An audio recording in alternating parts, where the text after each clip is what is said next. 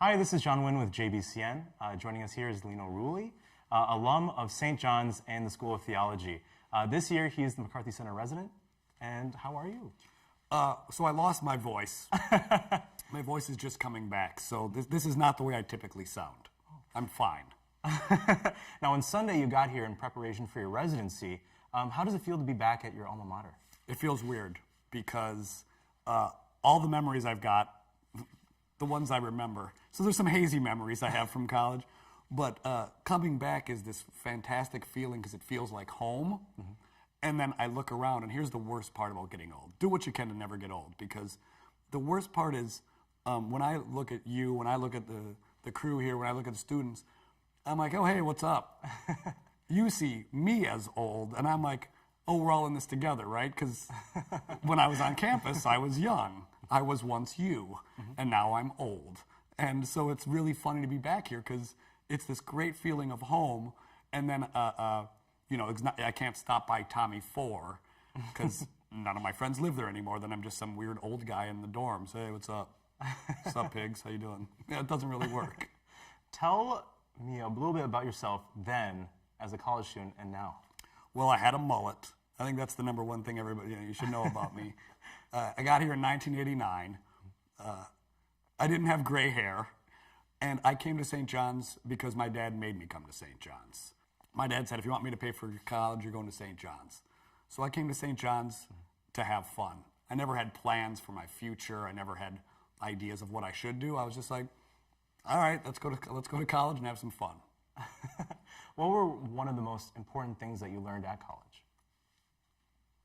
Oh, you'd think I would have learned something by now. One of the most important things I learned in college was that the thing that I loved to do, which was communicate, which was TV or radio or print or all these things, I decided not to do when I was in college. Kind of odd, right? Like, I thought I always wanted to work in this business and in this field. Mm-hmm. And then my junior year of college, I had an internship at a local TV station, Channel 11, down in the cities. And I realized that was not it for me. I didn't want to be on TV in the news format. I know you're going to think this is crazy. I didn't have the normal anchor good looks. I know there's not a lot of greasy, big-nosed guys on the news desks. Mm-hmm. So I realized this was not going to be my future. And so my senior year, I switched gears altogether, ended up going to the School of Theology because I figured I'm not getting into this business. Oh. And so that's what I learned the most in college. Yeah. And then I've spent the last 20 years in broadcasting, so I was wrong. How long did it take for you to realize that after graduating, and then now you're a radio guy? Yeah, so I graduated from undergrad, in part because I didn't want to cut the umbilical cord, let's be honest. Mm-hmm. This place is a lot of fun. And I go, what am I going to quit going to Sal's? It's kind of my place. So went to grad school, lived in the Bahamas for a year, lived in Italy for a year, was doing all these things.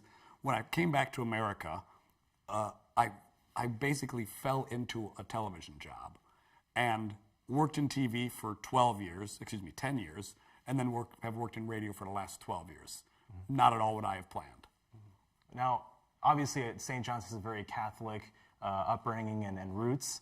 How has your faith influenced, obviously you have the Catholic Guy show, how has it influenced your work?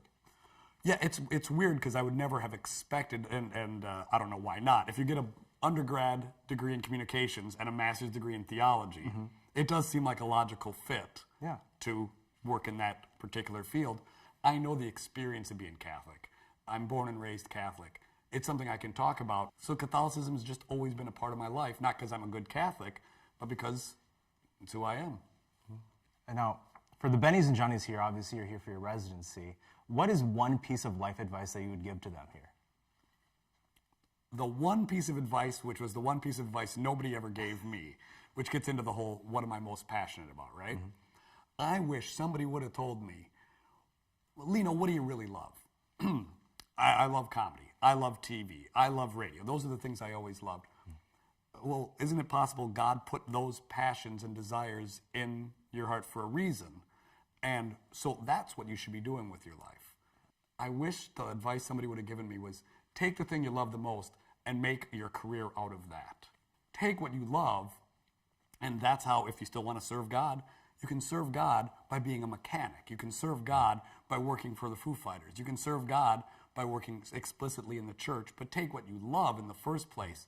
Then say, all right, God, this is what I love. What do you want me to do next? Nobody ever told me that.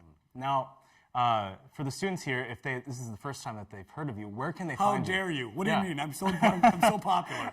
I can't believe this. Where can they find you? So I have a radio show on Sirius XM satellite radio called The Catholic Guy. I realize most college students don't have satellite radio because it costs money. But for those who aren't, then you have satellite radio. Ask your parents. They'll tell you what it is. Get a car or something, will you? Thank you so much for joining us, Lino. Thank you. This is John Wynn, JBCN.